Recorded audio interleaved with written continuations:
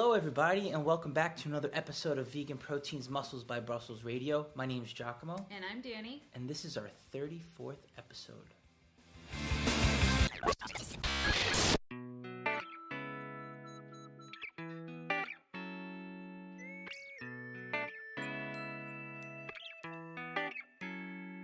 Hey everyone, thanks for tuning in. Hope everyone's doing all right. Depending on where you're at right now, I guess the temperature in general is pretty crazy around the world. Yeah, we're in like an Arctic freeze. I would say so. Here. Well, no, there's a word for it. Do you remember the word? No. Bombogenesis. Bombogenesis, whatever, it sucks. It definitely sucks. But then we have friends in Australia telling us it's reaching like 114 degrees Fahrenheit. Something like 45, 46 degrees Celsius. I don't know. It's crazy. But here, it has dropped to be, I think, like negative 23 Celsius. Mm-hmm.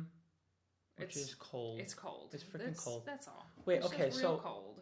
But yeah, it's going to be warming up this week. And, aside from the weather being crazy, we got some crazy stuff going on over here. We're going through some major changes. Like, serious changes.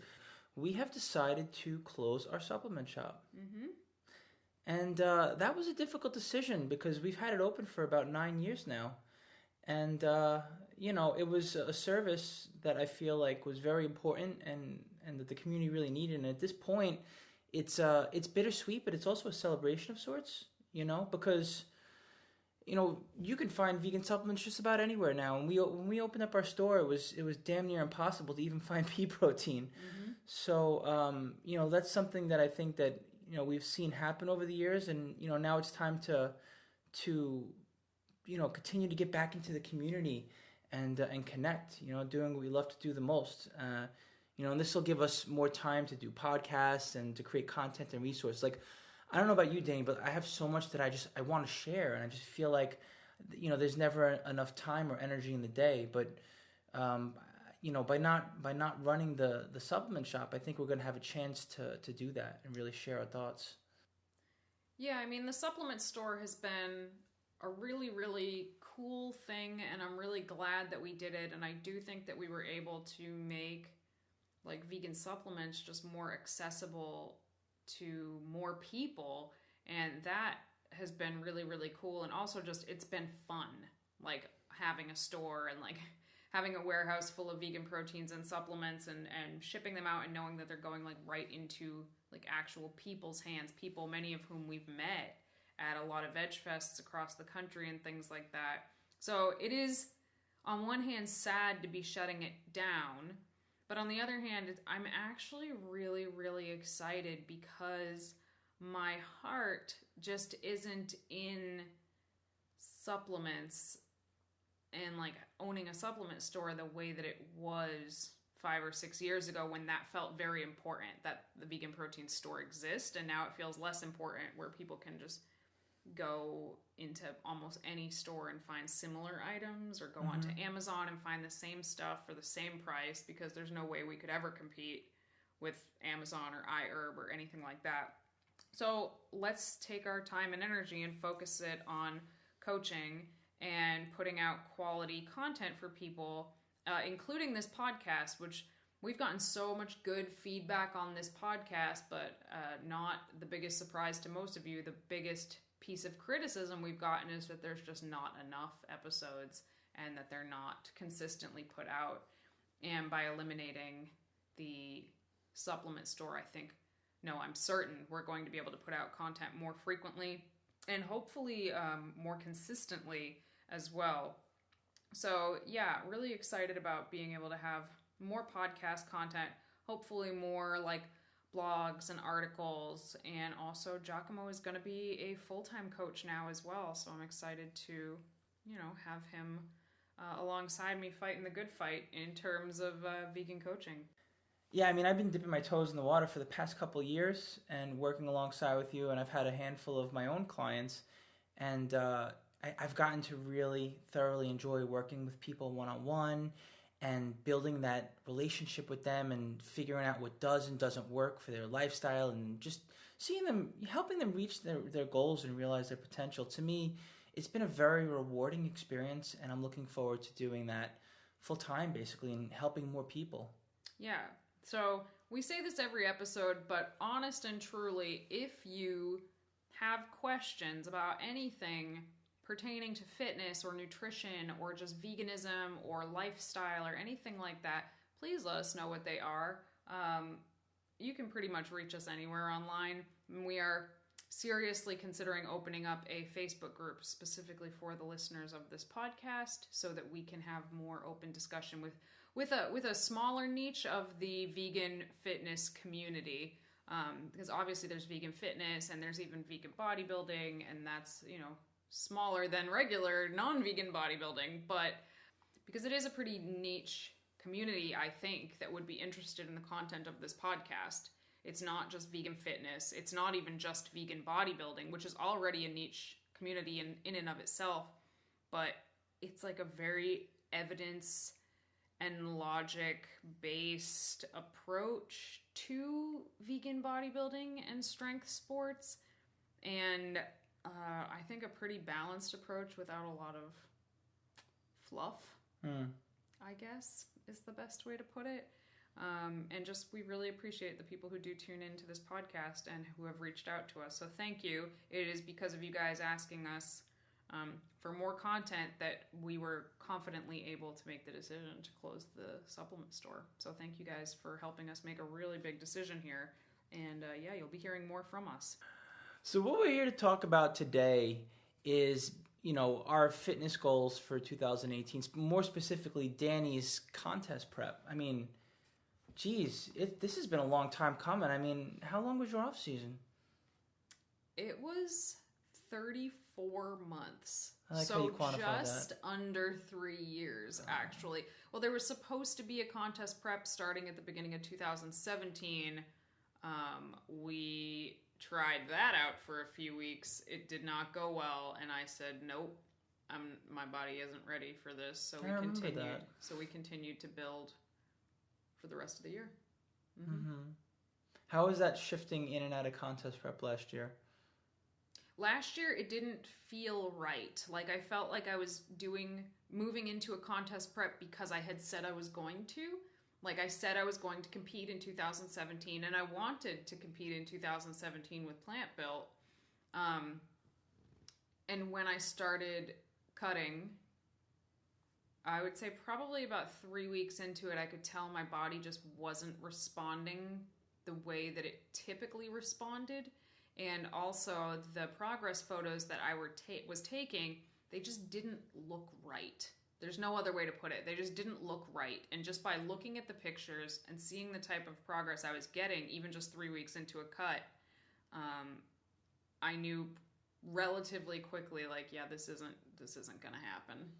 Yeah, so it's kind of like no matter how perfectly you set things up on paper, when it comes time to take action, if things don't look the way that they do, you have to make that veteran decision to lay off the prep and then you just dip back into the off season until the timing is right, basically. Yeah, I mean, I think there's a lot of other factors that go into whether or not you decide to pull the plug on a contest prep. But for me, it was pretty clear straight away that it wasn't going to go the way I planned. And could I have pushed through and competed in 2017 anyway? Probably. But I just would not have looked the way I wanted to look. And that would have been a waste. It would have been a waste of 2 years of an off season. Exactly. So I would rather have an extra, year or so. Even if it meant I didn't get to compete alongside Plant Built last year, that was okay because I made my most successful gains of this off season in the last year. So yeah, and I have to stress that point again. I really admire your ability to pull out of a prep because I don't know that I would have been able to myself. I feel like I would have gotten laser-like focus on it. I just would have did it for better or for worse. And I think what a lot of people don't realize about this sport is that once you're not new to the game anymore, once you have your first 2 seasons in and you can, put your best body composition forward with the package that you have before gains diminish exponentially, you have to, as a natty athlete at least, as a natty athlete, you have to spend the majority of your time building. You have to do it for years. Yeah. Years. I think that's true, and I think I think that this is really hard for me because, you know, most of the people who come to me for coaching, like, want to compete. That's, what are your goals? One of them is often like, I want to compete. Or my favorite, I want to look like I compete, but I don't actually want to compete, which we could do a whole podcast on that quote right there. But a lot of people want to compete. And then when we look at what they've been doing in the last year or so, most people are just not in a good position to do a competition prep in the first place, just on paper.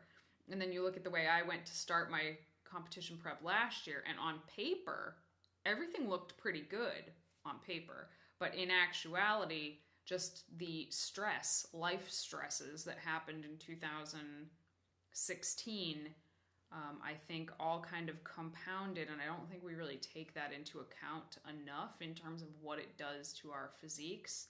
And even though my nutrition, my training all looked beautiful on paper, something was off, and that's what I think it was. And something as little as that can be the wrench in the works, but you just have to recognize it before you kind of go down that rabbit hole. Yeah, for sure. And, you know, I feel like especially newcomers to the game, it's until you really go through the experience of at least one, and honestly more than one contest prep, it's hard to really understand the importance of setting up an off season. So it's like, you know, one part of me wants to put the fault on the client and be like, hey, you got to be patient. Like, you have to trust the process and understand, like, this off season needs to be set up. But then the other part of me is like, well, how the hell could they possibly know? They've never been through it. So it's kind of like a double-edged sword when someone is all gun-ho and you know that they can go through a prep, because it's like you almost need to give them the experience for them to understand. I think there's some truth to that. Yeah, I think a lot of times, especially a first-time competitor, you could lay everything out for them. Like, you could draw a perfect sort of treasure map to the stage, and they're not going to like what that is. And they're going to be like, no, I'm going to do it anyway. Because they're so excited and so motivated. And I have a lot of respect for that. Like, we've all been there. We've all been there and done the stupid thing because we wanted to compete. Most of us ended up paying at least some price for that. But I think that's kind of the growing pains of competing. And if I can help somebody get through a maybe not completely ideal prep a little bit better than they would have on their own, then that's a good thing. Sure. Well, I mean, obviously, you know, you've been doing this for a while, and, you know, now it's time to start your contest prep, and you know, you realize that the timing was right. So, you know, why don't you tell me a little bit more about what brought you to that decision? Like, how did you figure out that this would be the start of your prep? One of the main things, few things actually.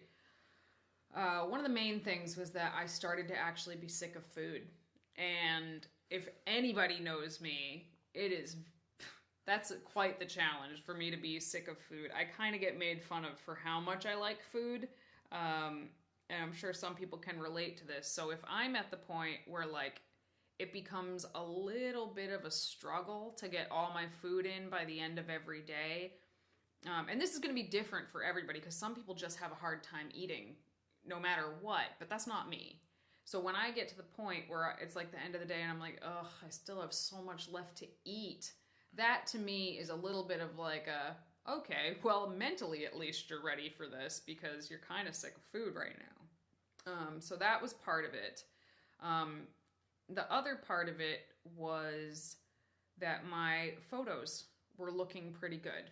Actually, I liked the way they were looking, and it's very hard to look at off-season pictures and tell if you made progress, especially for me, who's not like a particularly lean person.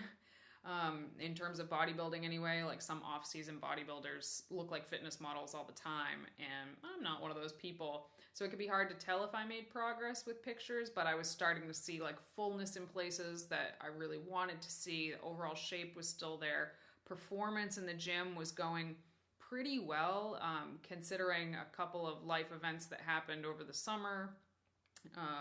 My dad passed away, and then I got Lyme disease immediately after. So that kind of knocked me out of training completely for somewhere between 6 and 8 weeks. So to lose that at like right when all my momentum was like really, really going strong, I thought that I was screwed. Actually, I was like, well, there goes another year. I'm going to have to do this. But then once I was able to start training again, the pictures were still looking good, and I was able to re-pick up steam again pretty quickly. One thing we didn't mention here is that in the beginning of November, I got a like level 3 ankle sprain. Oh yeah, I don't think we've ever mentioned that on this podcast. Yeah, I sprained my ankle pretty badly at the end of November. Yeah. So that really, really took the wind out of my sails and made me question, like, shit, should I start a contest prep in 8 weeks? Like, now that I can't walk on my own? And I kind of, like, put the pause button on it in my mind. And I just, started physical therapy on my ankle and did all the right things to heal it up as quickly as I could, trained around it in every way that I could. Like, I did not stop training at all when I sprained my ankle. I just did different things that didn't affect my ankle. And now, my ankle is about 90%. I can do almost everything with my ankle again. I lost some strength, but I kept my muscle size because of the way I structured my training while I was injured allowed me to not lose mass, which is awesome. So those things all combined, like, pictures looked good, food, calorie intake was pretty high, and I was sick of food. And I had a decent amount of momentum going in the gym. And the way my 2018 is laid out, this is a better year to compete than 2019. And because I will not compete every year, this just made the most sense. Yeah, of course. And I think something I was thinking of when you were saying how you get sick of food, I actually have proof of that. I recorded you saying just how disgusted and sick of food you were, and that you couldn't stand to eat another bite of anything. Because I know that your hunger signals, or anyone's for that matter, can get very sensitive and will when you're on contest prep. So I'm just going to play that little bit for you to remind you as you're going through it. I know. I'm looking forward to it. I'm a week and a half in and I'm already hungry, so. It was like day one, hungry. I was like, oh boy. No, that's just not true. Kidding. But I think the other thing that you didn't mention that I think is worth noting is, not only did you do what you needed to do physically, but you kept your head in the game. And there's something to be said for that. I think the psychological component is something that people don't really think about all too much. And how psychological component of what? The psychological component of basically, being mentally prepared to get through your training successfully, to set up your nutrition successfully, to put yourself in a position where, you're going to be in a positive place where you're just not going to be second guessing yourself and stressing yourself out, because that stress will eat you up and you'll wear that on your physique. You know what I mean? Mm-hmm. To some extent. Mm-hmm. And it could like literally derail your prep. Like, for example, you got that level 3 sprain, and someone who was who let that get to them, I mean, it could have completely set them back with being able to train around it. Because if you're not, well, I'll take myself for an example. I had my first setback as a powerlifter 3 months ago, and I'm just now being able to train and like feel good about it. I feel like I got one of my legs chopped off because it's like squat, bench, and dead. Can't deadlift without being in pain. I got this goal. What do I do now? It's a totally different realm than bodybuilding. The bodybuilding, you could train on everything. I let that get the better of me. And for 3 months, I was in like physical pain from my injury, but like I wasn't with it mentally, and it affected my training big time. But you, on the other hand, you had an injury that made it so like you couldn't really train on anything with your lower body. But I distinctly remember you saying like, I am not going to let this shit get me down. This is not going to ruin my day. I'm going to do this. And you did. Well, it was pretty hard to get as amped up about leg extensions as I get over squats and RDLs, and even pendlay rows and seated cable rows I couldn't do. But yeah, I don't know. When I have a goal, I just do it. And that's why I have a hard time relating to people that get too much in their own heads that they can't do stuff, because if If I say I'm going to do something, I just do it. Yeah. I don't know. Right then and there. And I think that's what got you to starting your prep. So I would imagine that this prep must be laid out differently than previous ones. Like, what kind of things did you learn, like mentally and physically from your previous preps? And, what are you going to do the same? What are you going to do different this time around? So, first of all, I want to give a huge shout out to my own coach, Alberto Nunez of Team 3DMJ. I've been working with him for like 15 or 16 months or so now. 15 months. And just phenomenal coaching in like every way. And I already knew that I liked him and I liked his content and I love 3DMJ's content. But there's always a little bit of hesitancy when you start working with a new coach, because a lot of coaches put one image out there, and then once you start working with them, it's a completely different story, and you're lucky to get like a couple sentences in an email from them. And you're basically just paying to work with some big name so-and-so. So when I did sign up and start working with Berto, I was a little bit hesitant of how it was going to go, and it has just been like the most refreshing coaching experience ever. It made me feel so much better about the industry as a whole. Like, holy shit, there are other good people out there. Thank God. And also just made me feel a lot better, even in my own coaching practice, to be like, no, I'm not crazy. This is a level of communication that you can give to people. Anyway, just huge shout out there. So we discussed all kinds of things about this contest prep and if it was a good time to do it, and how we were going to structure it, and some of my issues that I've had in past competition preps. So some of the problems that I've had in past competition preps, things that I didn't much care for, would be, let's see, certain things. I mean, we could talk, do we want to talk training or nutrition, or pick one? I'll start there. Narrow it down. I mean, personally, I'm more curious to hear about nutrition and what you're doing differently there. So nutritionally, it's going to be very, very different, I think. So it's still flexible dieting in the sense that, like, I will be given macros and I will find ways to fit those macros. There will still be low days and refeed days. These things are similar to my last prep. Things that will be very, very different is that just in our brief stint of dieting at the beginning of 2017, which was a failure, we very quickly learned that I retain water pretty intensely when I start dieting. After dieting for like 3 or 4 days, I start to retain water, like several pounds of water. And it makes it impossible to see what the hell is really going on. So that is why, obviously, we're keeping in the refeed days. But unlike in past preps, my refeed days are going to be consecutive refeed days. And I'm putting them on rest days so that I really get as much recovery benefit from them as possible. Whereas in the past, I would have spaced my refeed days out on my heaviest training days. So like squat or deadlift days. And now I'm putting them on rest days and gonna try to recover as much as I can and hopefully get some water retention out of me on those days. But the biggest thing is, because of this water retention, because I'm not the best fat loser in the world, we are actually going to be doing frequent and long diet breaks. So what a diet break is, typically, it's a week, maybe 2 weeks, where you literally take a break from the dieting, take a break from the deficit, and eat at maintenance.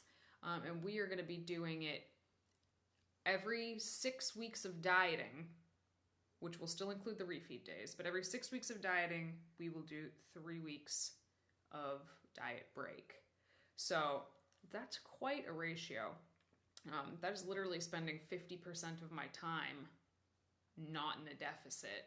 And there's several reasons for that. One, the water retention, getting it out and seeing what we look like. And from past preps, and a lot of people will say this to be true, after they compete, once they start adding calories back in, they look better. They look better and they continue to drop weight, which is usually water weight that they're dropping, but also they look better. Their muscles look fuller. They actually look like they lift. And it's very, very important to me that I still look like I lift at the end of this and I don't just look scrawny. I know a lot of people think it's a leanness competition, but there's so much more to it than that. You could be the most shredded person up there, but if you are flat as a pancake and look like you can't squat your body weight, you're probably not going to do very well. So trying to make sure that we do everything in our power to retain muscle and also continue to look strong and healthy and fit. So you're still spending a fair amount of time in a deficit. It's just spread out over several months instead of cramming it into 12 weeks where you kind of look like shit at the end of it. So that is the general overview of nutritionally how we're going to be approaching this. And I'm really excited about it. Yeah, it sounds pretty exciting, actually. I like the idea of having the extended diet break and sort of like really telling your body, like, hey, we're not joking. We're not trying to trick you. Like, there is more food coming, so you could just chill for a little bit, and then we'll just throw a curveball your way, and then we can drop some more. And I've never done that with a client before. I do diet breaks with people, but it's usually a week. Like a week every 6 to 8 weeks. Yeah. So 6 to 8 weeks in a diet, we give you a week of a diet break. Like this 6-to-3 ratio, like I'm a little nervous about it because I know I'm not the best loser in the world. But I also didn't pick a show for this particular reason. Was that one of your questions? It's something I was thinking about, actually, the fact that this is more of an open-ended prep. Yes, it's very open-ended because we're lucky to live in a part of the country where there's a lot of really good shows from April all the way through November. Yeah. So I'm just starting prepping at the beginning of the year, and when I look right, I'll be able to jump in and do a show that's within driving distance almost any weekend that I want to. So I'm guessing that that's going to be late summer. Is probably when I'm going to start to look right, is probably going to be around July or maybe August. Yeah, and I can understand like the, being nervous about like the 6-to-3 diet to diet break ratio. I understand the apprehension that, but if you think about it too, like the 6 weeks worth of dieting are way more aggressive. So like the 9 week caloric average is still kind of the same. You're just spreading it out in a different way. I don't know if it's gonna stay this aggressive. Like this is the most aggressive I've ever started a prep. But I don't know if it's going to stay that aggressive all like previously. You would start a prep kind of moderately and just keep hacking away at calories, and I'm sure that will happen to a degree, but maybe whereas in previous preps the difference between where I started my calories and ended my calories was maybe 600 calories a day, whereas maybe now it'll be like a difference of 200 calories a day. Yeah. So it would just mean that we were starting probably in a better place. So that's true. And I guess the other thing I'm thinking about is like with this kind of split, you really got to give yourself time to prep, because with like a 6-to-3 ratio, you're looking at a minimum of an 18-week minimum prep. I know like we don't really want to quantify it, and when you're ready, you're ready. Yeah. But like to just really get down to it, because if like someone else was using this as a model for themselves, or just thinking about it, like you'd need to have 18, preferably 27 weeks of prep, and potentially more if you really want to look. But I right. think more people should be doing that anyway. Yeah. I think way too many people are trying to jump into a show with 12 weeks or less to do it. I mean, we get inquiries frequently where it's like, hey, I'm competing in 6 weeks. Can you help me? And I'm like, whoa, what? Like, sorry. Yeah. Not really. So, yeah, I wish that more people would spend more time on their competition prep, because I think that you're able to keep your head about you a lot better in a longer prep, in a longer, slower prep. That's more strategically planned, personally. But the long game is also a patient one. I mean, it's not, you don't get the instant gratification. You also, like, you have to, like, suffer for longer, kind of, in a way, to get your reward. Whereas opposed, and there's also, like, there's still some deep roots in, like, the whole, 8 to 16 week kind of prep style of getting to a show. That is changing, but it's still there. And I think people just, they decide they want to do it and they do it. Well, I think that like whole 12-week prep mentality it's of a different era at this point. You know, the NPC, the IFBB, I don't know a lot about it because I'm just not that interested in geared bodybuilding in general. So I'm not talking about that. I will talk about natural bodybuilding and the levels of conditioning that these guys and gals are reaching these days. Even 5 years ago was nothing like it is now. If you want to compete and compete well, the level of conditioning that you need is damn insane. Definitely in figure up, but even in bikini. The girls that are killing it in bikini, look at Natalie Matthews. Like, her conditioning is amazing. Amazing. And you don't do that. You can't do that in 12 weeks unless you're like a genetic freak. And most of us aren't. So you just need a longer time if you want to be competitive. Yeah. So hopefully, like, the word's getting out there, you know what I mean? Because the people that don't take the time to do it are going to get crushed, you know? So, but anyway, you know, and I know, I guess I'm getting a little ahead of myself here, but one other thing that I was curious about that I don't even really know exactly what your plans are, but knowing you have a plan. What are you thinking, like, exit strategy-wise? Exit strategy-wise? Knew it. I can see a look on your face like... funny you should ask that. I know exactly what I want. Recovery diet all the way. So we have a whole podcast. First, we have a podcast on reverse dieting from like a couple years ago. Then we have a podcast where we revisit the idea of the reverse diet and how much my stance has changed on it. And I am not pro reverse diet anymore. I don't think it's smart. In fact, the more I think about it, the stupider I think it is. Like, unless you're an ectomorph, in which case, stop being terrified of food because you can get away with eating more and staying lean anyway. But unless you're an ectomorph, it literally makes no sense to try and stay that lean. It just doesn't. Like, I'm totally down for staying in striking distance of your contest weight, which for me is... usually around 125. So I start to get kind of uncomfortable above 140. So I would like to stay 140 or under for my own personal goals. But whether it takes me a month to get to 135 or 5 months to get to 135, I'm going to get to 135. Now I can waste that time not eating enough, or I can just fucking get there and have a productive off-season and start to be strong and feel better again. So yeah, recovery diet all the way. 100% pro-recovery diet. And you just have to accept that you're going to get, I'm going to lose 20-ish pounds to compete, and then I'm going to gain 10 of it back as quickly as I can. Yeah, I guess the philosophy with, like, being okay with it, the gain can be a little challenging, but... if you accept the fact that, you're going to gain that weight and you're going to get there sooner, knowing full well that it's not going to look the way that it will, the way that you want it to look on your body right away, but it will look better eventually, then I think you'll be, it's sort of like, it's a sitting and waiting game. So you get to that, you regain the weight right away, and then you sort of just hang out there and let your body recomp over time, knowing full well that, yeah, maybe you might say, oh no, I'm in this... whatever weight range, and this is a shitty weight range to be in. It's like, no, I'm in this weight range right away. I feel strong. I feel good. I have lots of energy. And I'm going to stay in this weight range. In 6 to 9 months from now, I'm going to look awesome. Yep. And have made more progress throughout because you were there longer. I'm not thinking too much about the exit strategy right now because at this point in my life, it feels kind of like a no-brainer to me. So. Yeah? Okay, right on. So I remember the last time...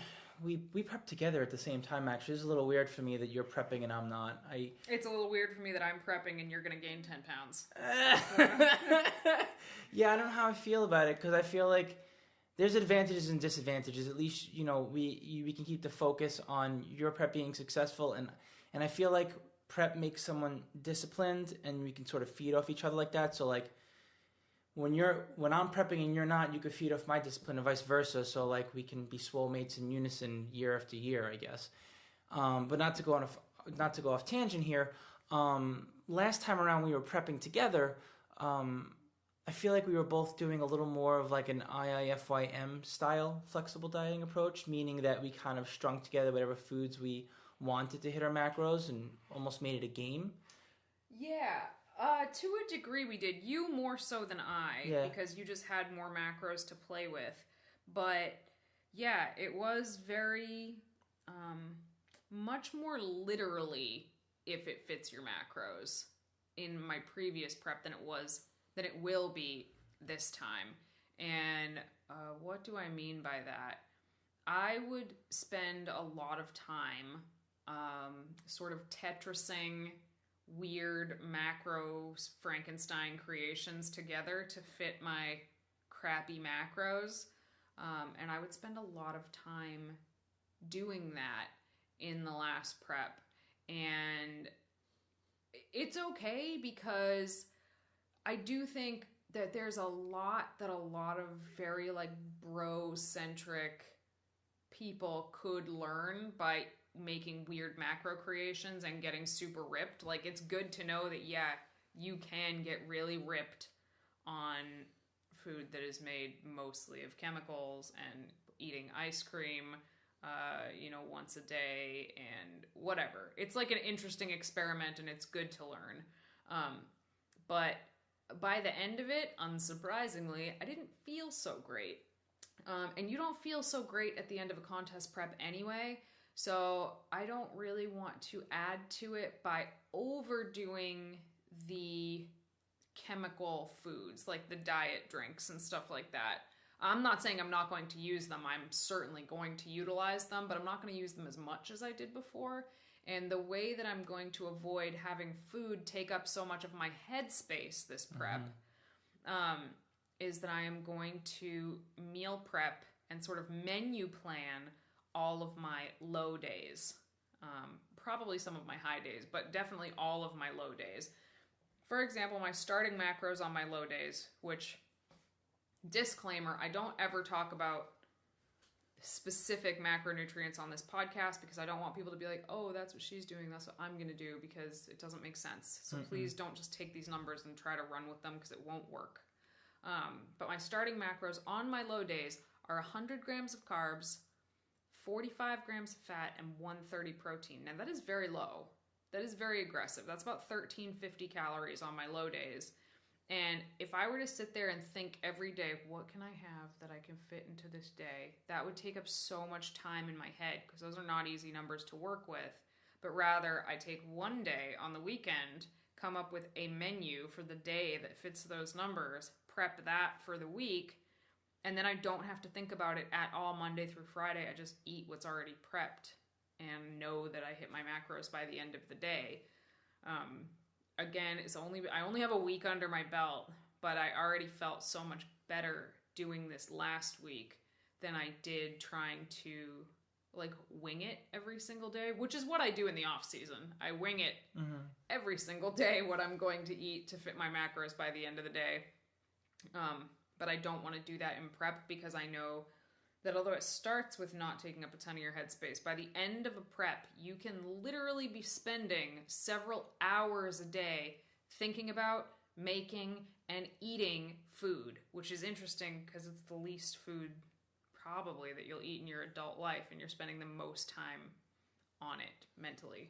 Well, yeah, I mean, becoming food focused when your hunger is, your hunger signals are just off the charts is such an easy thing to do. And, truthfully speaking, whether you like it or not, you're going to be more food focused when you're fucking starving. Yeah. But you don't want to have to fuel that beast any more than you need to. And like getting hung up on a whole bunch of numbers and trying to tie them together to make random creations. Yeah, trying to make mug cakes and stuff. I don't need to think about that. I'll just eat my tofu and broccoli and my super bro foods to fit my numbers. Like when I'm drawing the menu out, I'm making sure like, all right, that's going to be filling. That's going to be satisfying. Those foods are pretty good, but they're not like hyper palatable foods. I'm not coming out of the gate with a bunch of sugar-free stuff. You delay it as long as possible. Absolutely. It'll happen towards the end most likely, but you delay it as long as possible. And it doesn't hurt to be focused on getting in more micronutrients as well. And then Yeah. obviously with whole foods, that's going to be happening. And it's very easy to take the focus. Did I just say that? Take the focus? It's very easy to take the focus off of whole foods when you're making creations with a very limited macro budget. And that slippery slope you can go down that rabbit hole real fast. Yeah, and I'm just not interested in doing that this time. That's all. I'm just not interested. Like, I know how to use those tools when and if I need them, but I don't even want to think about them until I do. Yeah. So, yeah, right on. This weird meal plan, flexible dieting hybrid is what I'll be leaning on for the majority of this prep. Yeah. And I mean, where you'll be losing out on these weird ass cravings, filling some sort of a void in not being able to eat as much as you need to keep full. Like, you'll gain from feeling good from eating foods that are more nutritious. Well, the other thing that I'm doing on my low days, which I guess I haven't even mentioned it to you, although you must have noticed since we live together and all, maybe, is that I'm not eating my first meal until 1 o'clock. On my low days. I'm not having so I'm waking up around 9 o'clock in the morning, and then I'm having a cup of coffee when I wake up, but I'm not eating my first meal until 1. So here's a question. Are you at your desk the whole time? Are you walking? Like, what, because obviously without eating till 1, you're not going to be moving as much naturally. So what do you choose to do? Mostly I'm at my desk during those hours, yeah. I mean, if I have, I've had physical therapy for my ankle this week, so I mean, I can do that on an empty stomach. True.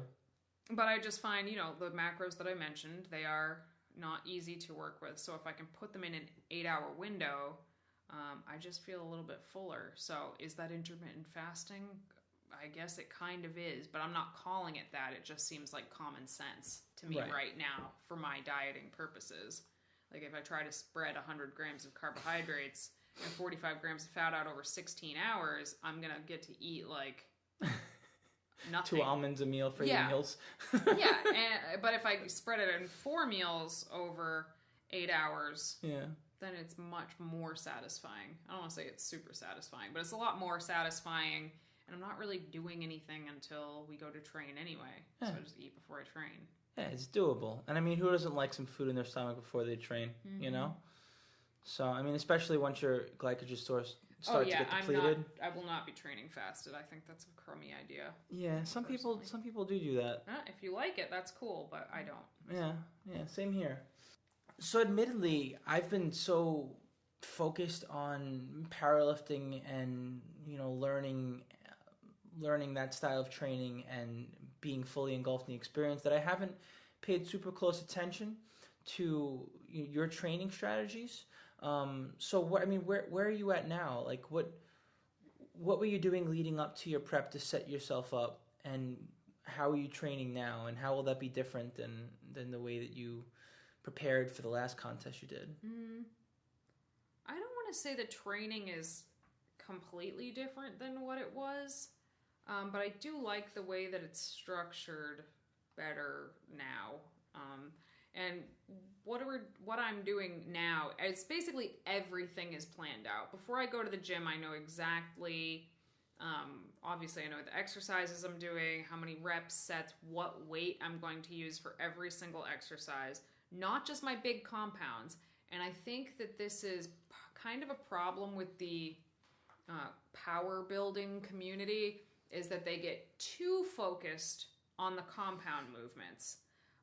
Where if you are a bodybuilder, the accessory work, meaning not squat, benching, and deadlifting, the accessory work for a bodybuilder is just as important as the power lifts or the big compound movements. So you have to give them the same attention that you give to the big movements. So I am still doing the big movements.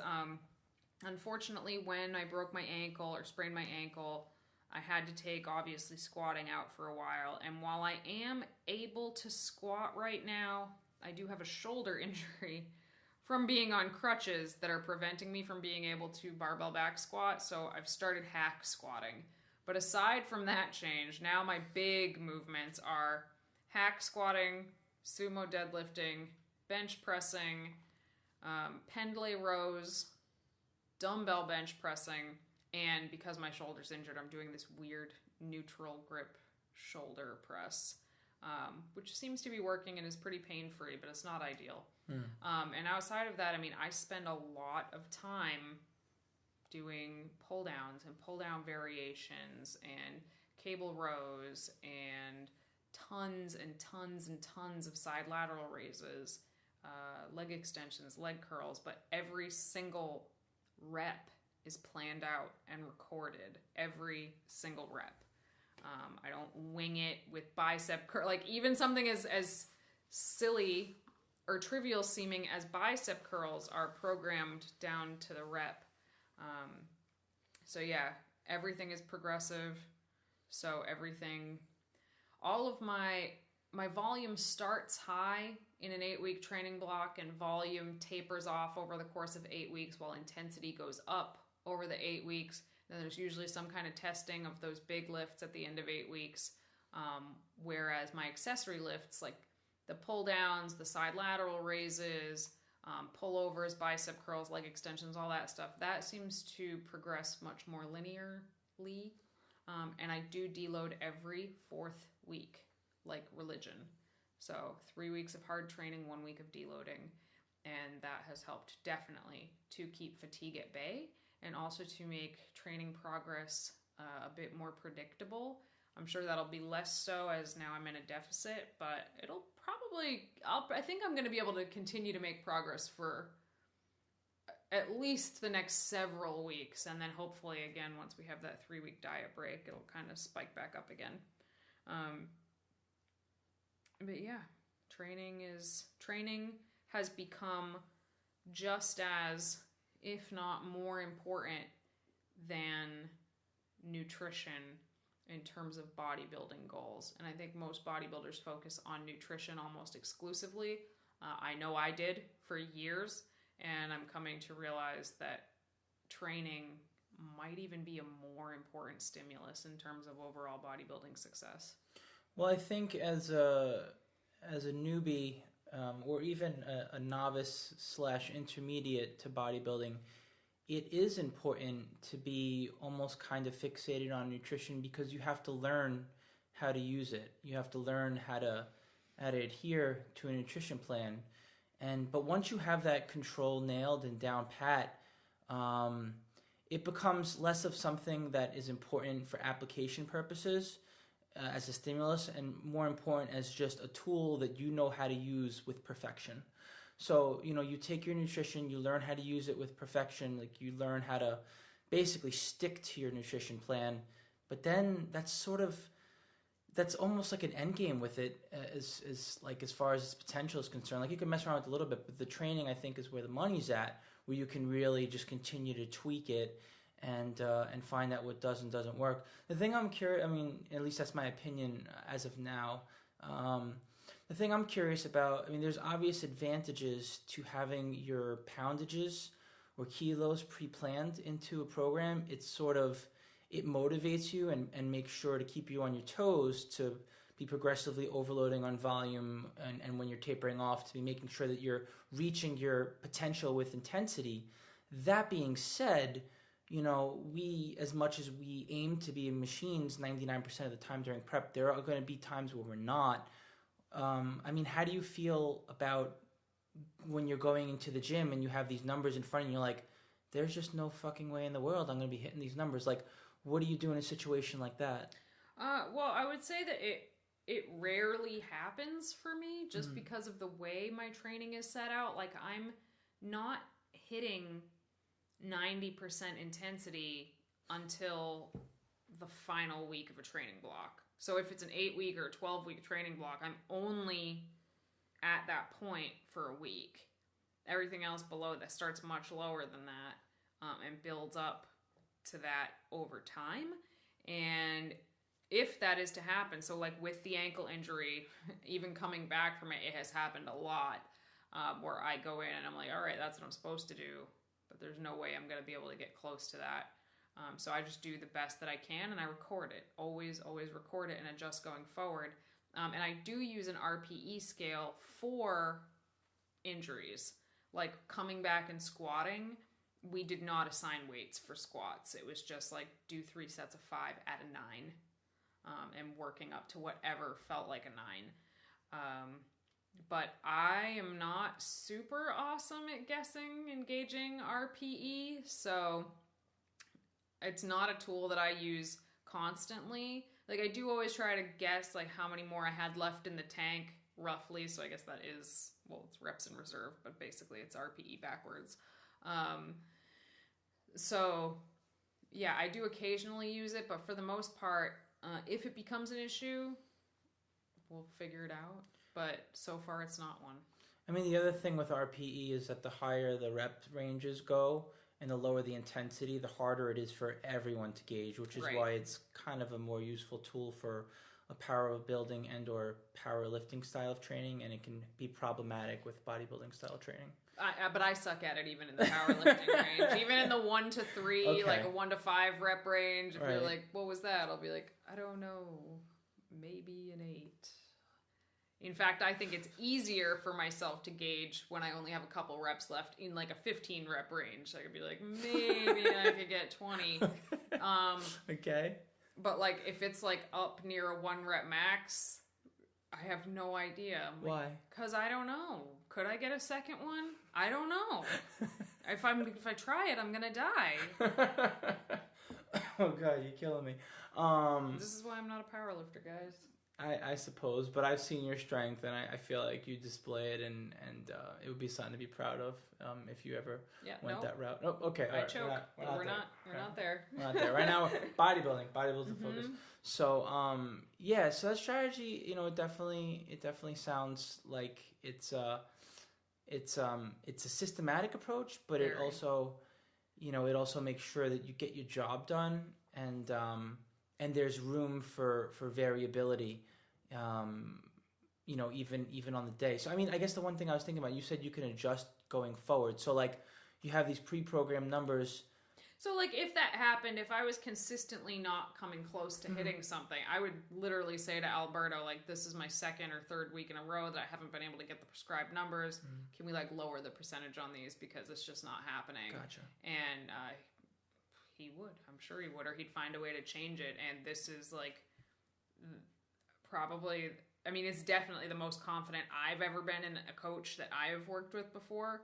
So I would have no problem just being like, hey, I can't do this, and trusting that whatever we changed it to would work or be effective, I guess.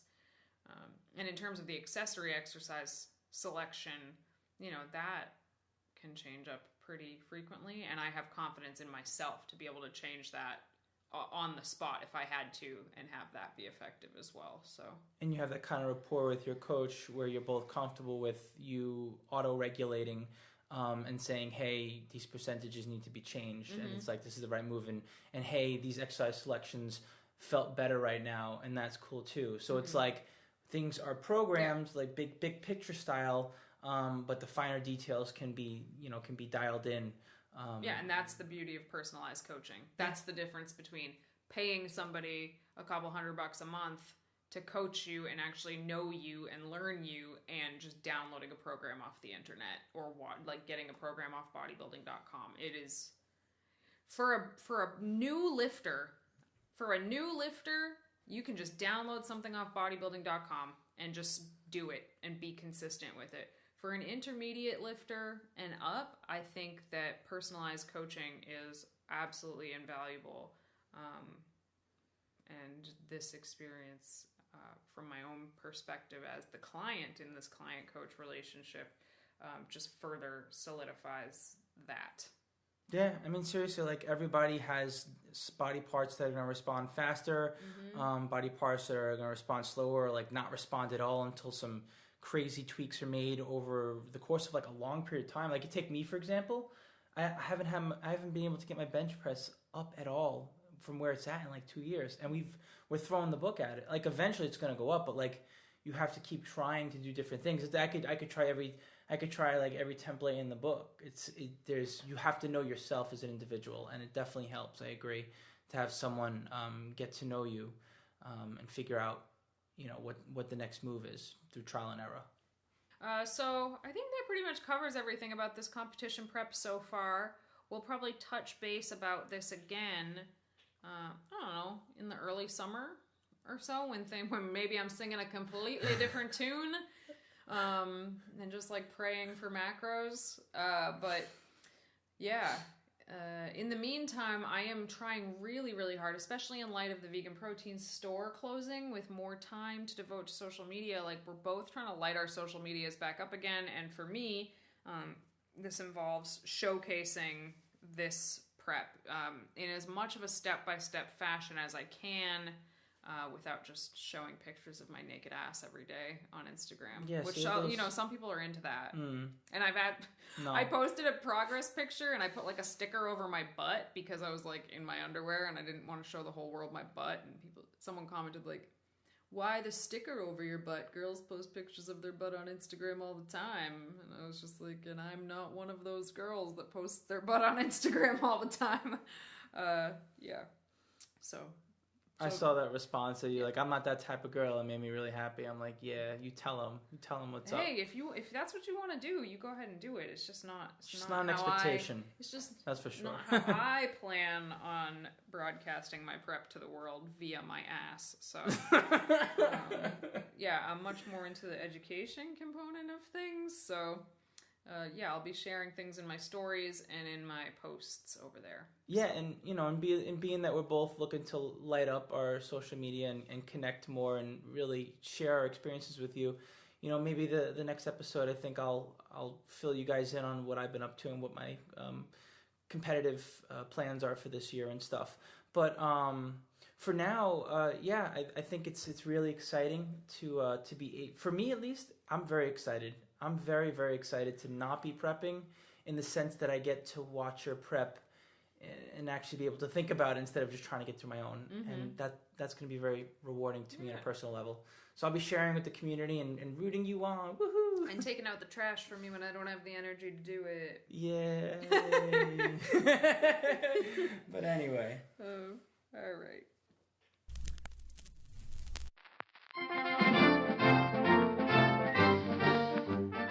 Moving on to our product review segment for today's podcast, I'd like to tell you guys about A7 shirts.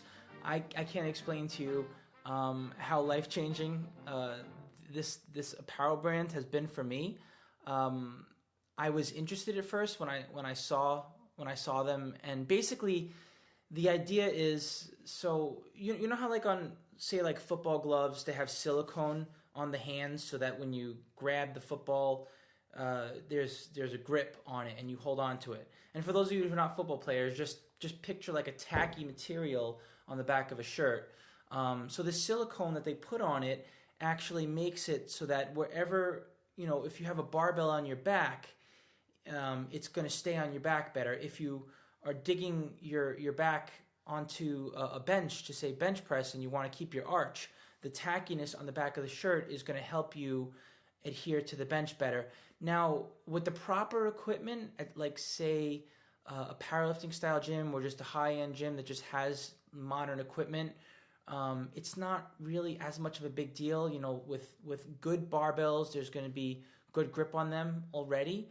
With good benches, the benches are going to be tacky and they're going to be wide enough for you to really dig your traps in. But for say like most gyms out, me, I only have access to a commercial gym. The benches are very narrow. They're not tacky.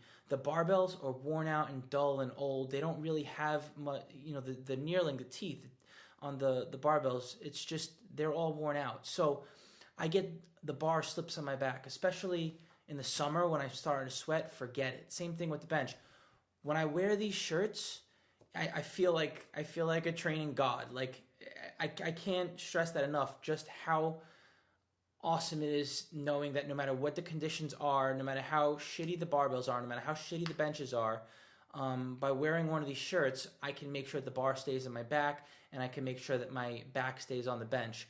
And for that, it's like I pretty much refuse at this point, at least in my commercial style gym, to train anything but an A7 shirt.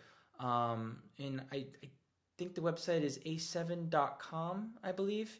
But I highly recommend checking them out, especially if you train in a commercial gym and you're doing compound movements. They have been invaluable to me.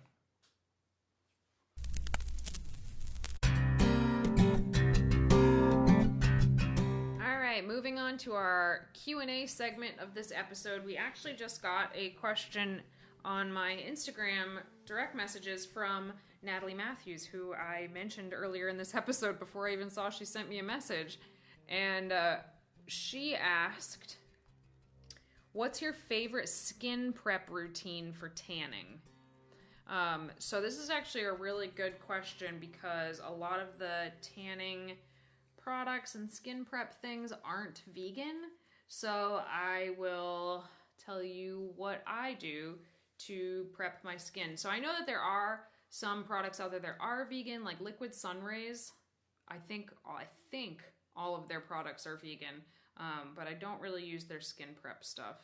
What I do is I get a vegan body wash. So in the past I've used like Kiss My Face. I currently have an Alba one, and I take that and then I mix baking soda into it until it becomes like a paste, kind of a gooey paste.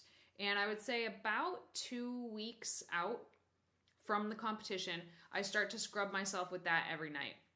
And what that does is it really balances the pH of the skin. And this is very, very, very important for getting a spray tan, because if your pH is kind of off, you can turn green, or you can turn pink, or you can turn copper, or kind of a grayish color. And I've seen this happen a lot. It did happen to me one time. Even doing this, I still kind of turned green. Not really sure what that was about. Luckily, they were able to fix it. But so you want to balance your pH as much as you can. I also use a pair of exfoliating gloves that are I don't know, like moderately abrasive. And I scrub that mixture into my skin really, really well, especially hitting my elbows, my knees, my ankles, my toes, my fingers, anywhere that tends to get like dry or like ashy, because the drier your skin is, the more tan is going to absorb there. So you want to make sure you get as much dead skin off those areas as possible, or you're going to have really dark patches. And then when I get out of the shower, I just slather myself in coconut oil. My dog loves it. He licks my ankles every single night. That's true.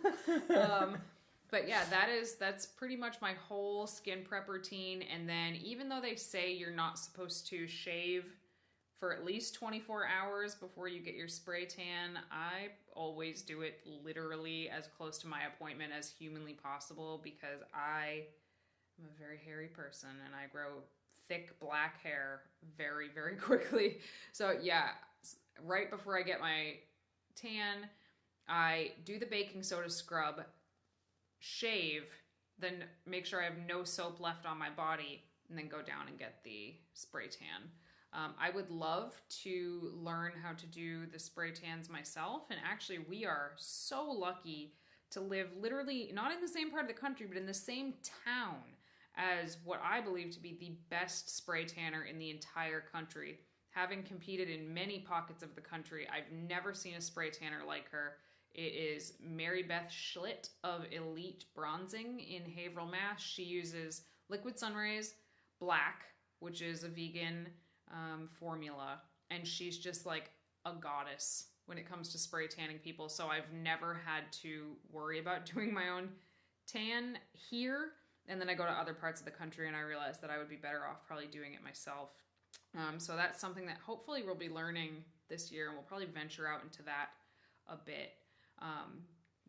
And I've seen some other what look like really great tanning products, not for shows, but just for like maybe photo shoots. Loving Tan supposedly makes a fantastic vegan self tanner.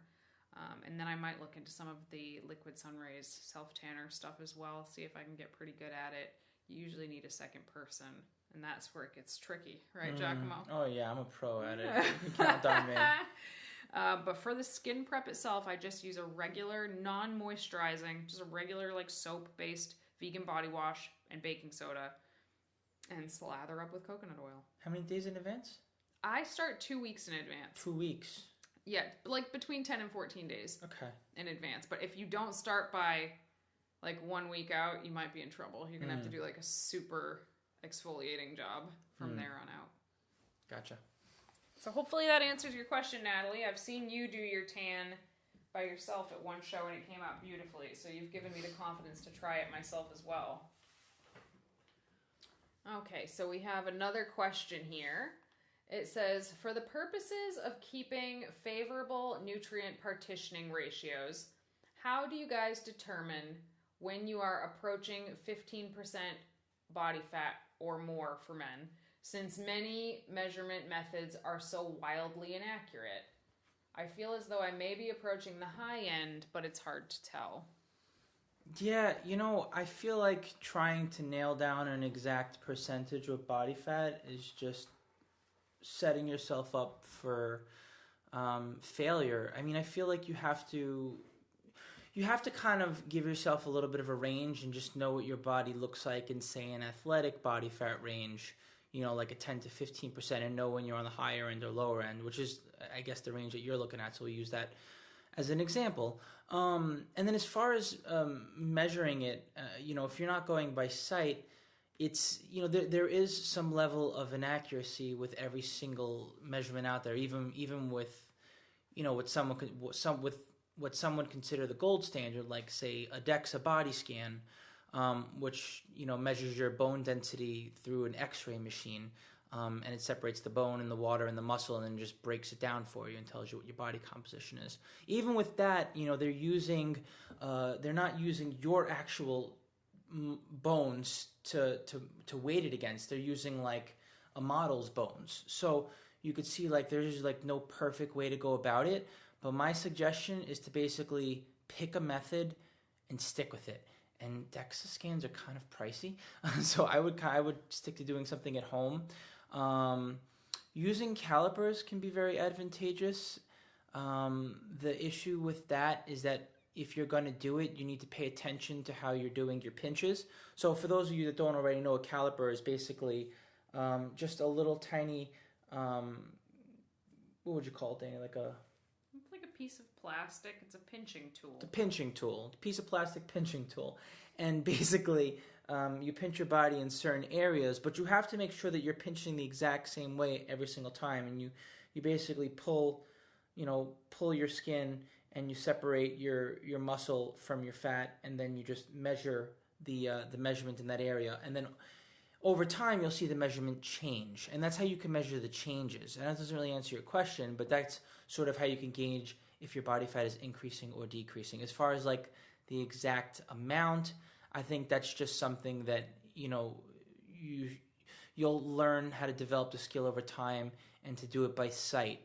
While there are typical ways that, male and females hold their body fat, it's typical, but like there are atypicals. Like me, for example, I hold most of my fat in my glutes, for example, which is not normal for a male. Whereas I don't hold much in my belly, which most men would. So you can't really go by like, I have abs right now or I don't, and say this is what your body fat is. Like, know your body, know how your body stores fat, and sort of look at it and just feel like, okay, I'm sort of within that range now, and now I can change things.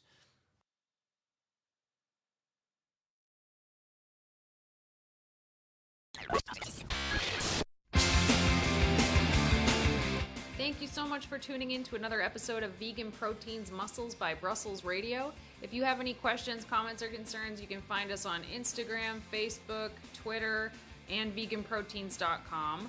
The usernames are Vegan Proteins and Muscles by Brussels.